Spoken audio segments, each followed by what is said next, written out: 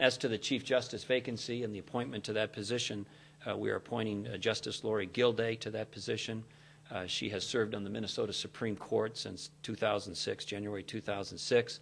Prior to that, she was a Hennepin County District Court judge, and prior to that, she was an assistant Hennepin County attorney. Prior to all of that, she served as an assistant associate general counsel, or I should say associate general counsel for the University of Minnesota. She was involved on behalf of the U in a variety of complex litigation matters and contested matters. Prior to all of that, she was an associate attorney with the Washington, D.C. law firm of Arendt Fox. She received her law degree magna cum laude from Georgetown University. She had received her undergraduate degree from the University of Minnesota Morris. While she was at law school, she earned among the highest academic credential that you can earn as a law student, and that is the Order of the Coif. It's a significant academic achievement. She also was the editor of the American Criminal Law Review while at Georgetown. She has exhibited during her time as a judge on the district court bench as well as a justice not only a keen legal ability and a keen intellect, but a common sense and a commitment to fairly and appropriately interpret the law. She is known for professionalism and fairness. She is an excellent leader and somebody that I think will serve and lead the judicial system in Minnesota in a tremendous fashion. She grew up in Plummer, Minnesota.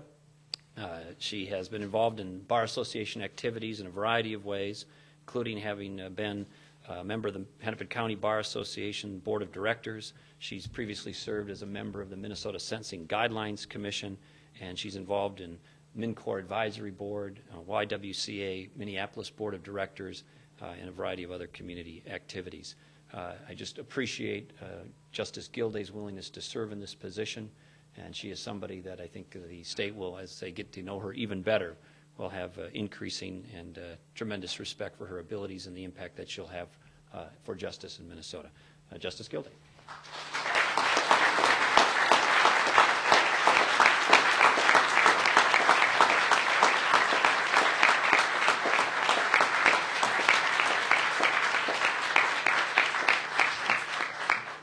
Thank you, Governor. Mr. Chief Justice, members of the Supreme Court, members of the Court of Appeals, staff of the Judicial Branch, Minnesota State Bar Association President Leo Brisbois, University of Minnesota General Counsel Mark Rotenberg, family, friends, thank you all for being with us today. There is much work to be done in this building, and so I will not keep you long. I do want to do two things in my remarks: express my gratitude and make my commitment. First, gratitude. Governor Pawlenty, thank you for your kind words and for giving me the opportunity to serve the people of Minnesota as their Chief Justice. Thank you also, Governor, for everything good and great that you do for Minnesota. I also want to thank our legislators. They are well-meaning, devoted people who do their best for Minnesota, and we owe them our thanks. To my family, friends, teachers, and mentors, please know that every good thing that I have done and that every good thing that I hope to do has been shaped by the good that you have done for me. To my friends on the district court, well, I did not serve with you long. I remember every day how challenging your job is. Dr. King said, life's most persistent and urgent question is, what are you doing for others? Our district court judges could proudly answer Dr. King by telling him that they are doing good and they are doing much. I am grateful to my friends on the district court for the work that you do every day to make Minnesota a better place. Of course, besides our judges, the people of Minnesota are served by dedicated judicial staff in our courthouses around Minnesota, here in St. Paul in the Judicial Center. These are the people who work tirelessly every day to make sure that the engine of justice runs smoothly, and we owe them our thanks. To my colleagues on the Supreme Court, for whom I have such deep respect and affection. I thank you for all of the help you have given me in the 4.5 years that we have served together, and I also want to thank you in advance for all of the help that I know I'm going to need and the help that you will so willingly provide as I move to a different chair. To my friend, Chief Justice Magnuson, thank you for your service. You have been a strong and effective advocate for the judiciary, and we will miss your voice. Finally, I want to thank Justice Rosalie Wall and Chief Justice Kathleen Blatz. Thank you for lighting your lamps so that my path is easier and my road more clear. And now to my commitment. The state of Minnesota is an exceptional place, and we have an exceptional judiciary, one that is fair and one that is impartial. It is true that we face great challenges, but as we have always done, we will turn these challenges into times of great opportunity. Today, with heart and hand, I promise to do my best and to work with all of the members of the judicial family as we make this pivot from challenge to opportunity. As President Kennedy said, united, there is little we cannot do. Thank you. Thank you so much.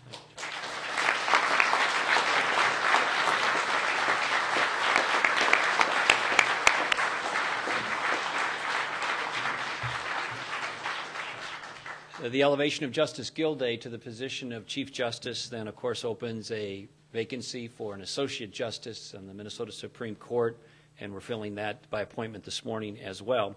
That will be filled by David Stras, who is currently a faculty member and professor at the University of Minnesota Law School.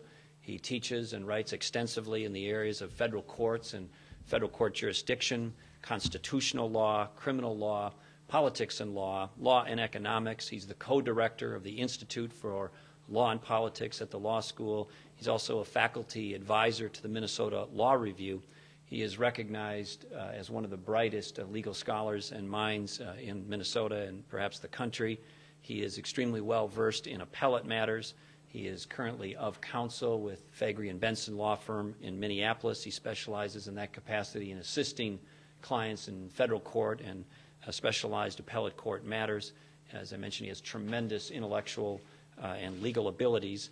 He received his bachelor's degree with highest distinction and a Master of Business Administration from the University of Kansas. He also received his law degree from the University of Kansas.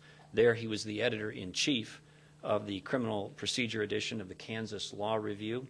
While in law school, he also received among the highest academic credential that one can have as a law student, achieving the Order of the Coif.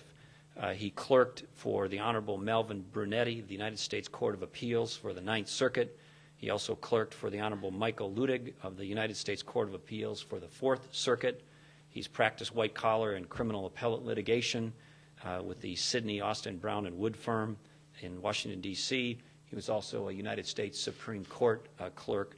And for those who are not familiar with how that all works, that is a rare distinction. Very few are able to have that, and if you do have it, it is a tremendous mark of achievement and distinction within the legal community and legal circles.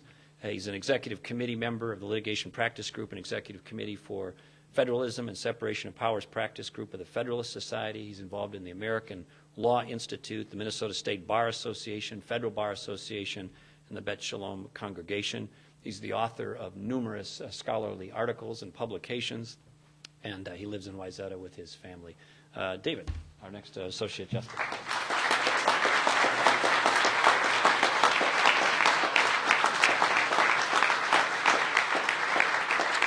Thank you. I am deeply humbled by the governor's confidence in me and by the opportunity to serve the state of Minnesota on its highest court. One of the most important qualities of a judge, at least in my view, is humility. As I transition into my new role as an Associate Justice of the Minnesota Supreme Court, it is my hope to honor the tremendous work of the many justices and judges who have served in the Minnesota judiciary.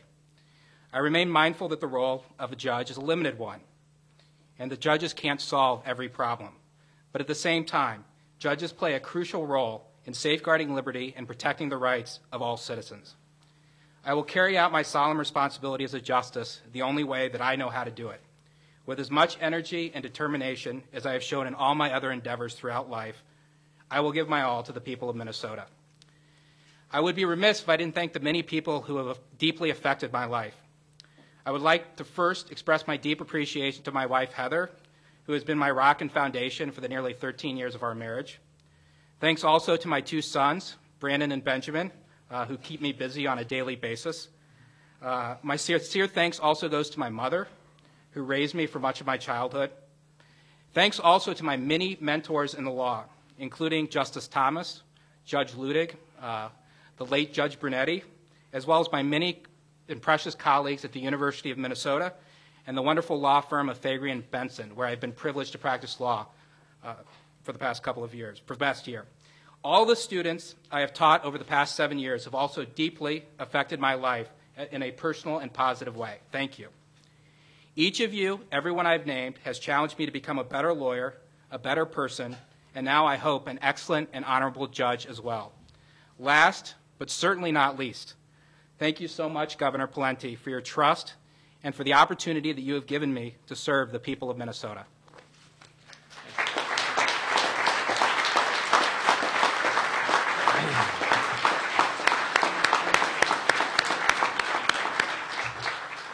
We'll go ahead and take your questions, either for me or for any of the appointees. I'll mention to our regular Capitol Press Corps, if you have questions unrelated to judicial appointments, I'll be happy to stick around afterwards and answer those as well, but you'll have to let me know.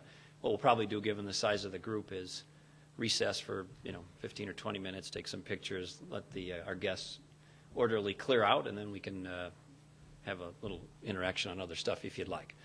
So let's start with any questions you might have. Who are you, ma'am? I think that's relevant. Professor Stras is a member of the Federal Society. Were you looking for someone who's a reliably conservative? The question is, he's a member of the Federal Society. When we look for judicial candidates and appointees, we look at a variety of factors and kind of consider it as a package. The factors that we look at include things like, have they demonstrated the requisite legal abilities and skills and experience as evidenced by their academic background, their writing, their teaching, their legal practice. We look for individuals who are willing to get involved in activities and service beyond just the strict practice of law, so they have some reflection or commitment to service. We look to see what kind of demeanor they have in terms of the ability to reflect patience and not be somebody who would likely wield power in a rash or inappropriate manner. I personally look for somebody who is, from a judicial philosophy standpoint, will tend to interpret the law as written, and use a proper exercise of restraint in not imposing the law that they would see that's not on the paper. In other words, judicial restraint in the face of the law being interpreted is something that I value. In other words, we want the law interpreted on its face, not people making up or inserting their own views or preferences into it. Did you know Professor Stras before this, or how did you meet him? Not really. I think I knew him I bumped into him at a few events, but I didn't know him well before the interview process. Political events, and his supporter? Well, for one thing, he wrote the amicus brief in the unallotment lawsuit, one of them. I bumped into him at a number of political events, but I've also spent some time with him in this process as well. Governor, you said you don't want a court that or justices who will insert themselves inappropriately into cases. Did that happen in your view in the unallotment case that was just heard, and you hope that this newly formed court, maybe that wouldn't happen? Well, the unallotment case has been decided. We're not going to re-argue it here. It speaks for itself. The arguments on the majority and the minority, are all there for the world to see. So we're not going to relitigate that here today. For Chief Justice Gildea and Associate Justice Stras, Please. if they would not mind. Thank you. Justices, does the recent Supreme Court ruling preclude the governor under any circumstances from exercising his unallotment authority if there's no agreement between the governor and the legislature on a balanced budget? I appreciate the question, and as the governor indicated, the court has issued its decision in the unallotment case, and when the Minnesota Supreme Court issues a decision, that is the voice of the court, and the decision speaks for itself. As to whether any other case comes before the court, I can't comment on that, and I certainly can't comment on how the court might decide any case that might come before it. Thanks for the question. Yeah, I'd like to concur with Justice Gildea on that one. No, in reality, the judicial code prevents me really from speaking out about any matters that would come before the court, and certainly any prior decisions of the court are decisions of the court that came before me, and I certainly don't want to express any opinion, yay or nay, on whether or not they were the right decision. Those are the opinions of the court, and they stand on their own.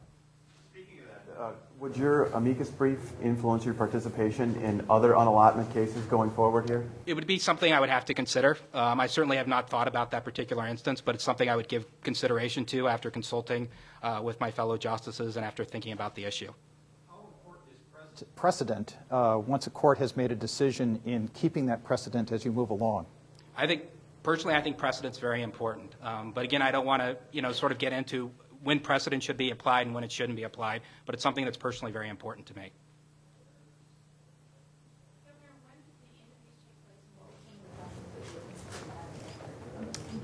The interviews took place yesterday morning. And yes, and for the other 5, when were they? They've taken place over 3 different time periods.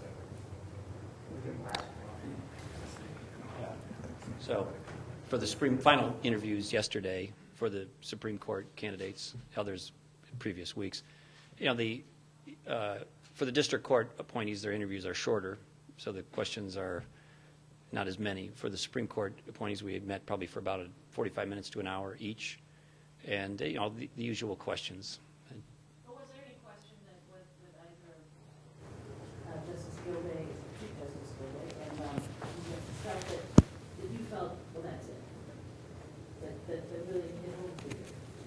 No, again, we look at a whole basket of factors when appointing somebody, and I just mentioned those before, and to your point, one of which is their judicial philosophy. Different judges have different philosophies about the role of the law. So some of them on the continuum view themselves more as strict constructionists, others view themselves as more active in that regard, and so we ask about their judicial philosophy. Again, I tend to look for people who will apply the law as written and not insert themselves into it or make it up with things that aren't on the page. There's some criticism of President Obama for choosing, selecting someone who has no prior judicial experience. Here you have a case where you have one new Chief Justice has served under prior judicial experience, and Justice Stras none. Was that a factor in your thinking? You talking about Justice Gildea having no prior judicial experience? Well, she was on the Hennepin County District Court. For a couple of months. She was a prosecutor and served on the Minnesota Supreme Court previously.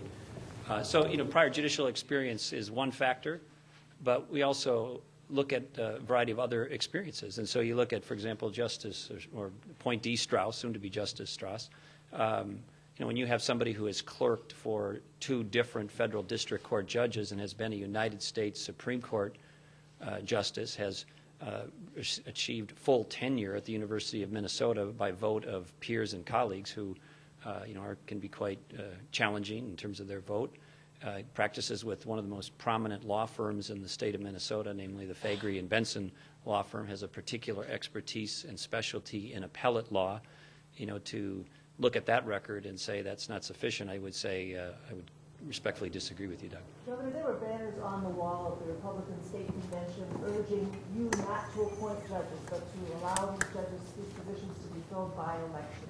How do you respond to this? Well, I heard from and talked to a number of individuals, I think, who had that perspective, Lorie, and I think a few of them, at least, were, not understanding the law. They wanted me to appoint an interim judge, and I tried to explain to them that's not in the law. You can't appoint an interim judge where I make up a term that expires at the end of the calendar year. So we have a vacancy. It needs to be filled. You can't let these positions sit vacant. between now and next January. And most of the advocates that I talked to were under the mistaken impression that if we didn't make permanent appointments, I had the discretion to make an interim appointment and push it to election. And I think there was just they misunderstood the law in that regard. Governor, at 35, would Justice Stras be the youngest? Do you know? Youngest what? Youngest justice in the Supreme Court. In Minnesota history, do you know? I don't know that. Okay. Governor, do you interview anybody else for that? And again, as to age, with this and other positions and appointments we make, experience matters, not as measured by age, but as by experience. What is the depth and scope of what you know and what you've done? I would suggest in the case of Justice Stras, if you look at the depth of his abilities and perspective and capacity, it exceeds most people who've practiced or lived twice as long. Did you interview anyone else for that opening? Which one? The one that we put in Justice Stras? Yes. Who was that? That was Matt Johnson, who's the current Court of Appeals judge. That's it? Yeah, there was a semifinal round that people were interviewed that I wasn't involved in, that interviewed other people.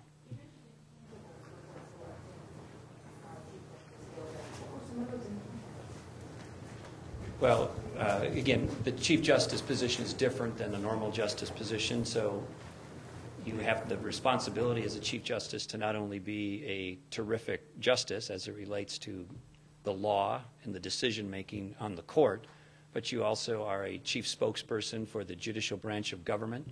You also are somebody who has to interact with the legislature on behalf of the judicial branch of government in terms of funding and other issues. You are the chair and leader of the Judicial Council, and so you have to lead and interact on a collaborative basis with your peers and colleagues who are district court members from all across Minnesota. You need to get involved in administration, although Sue DeSalle does a fantastic job. The Chief Justice and Sue historically have worked close together on things like personnel, management, finances, spreadsheets, and the like, and so the Chief Justice plays a role there.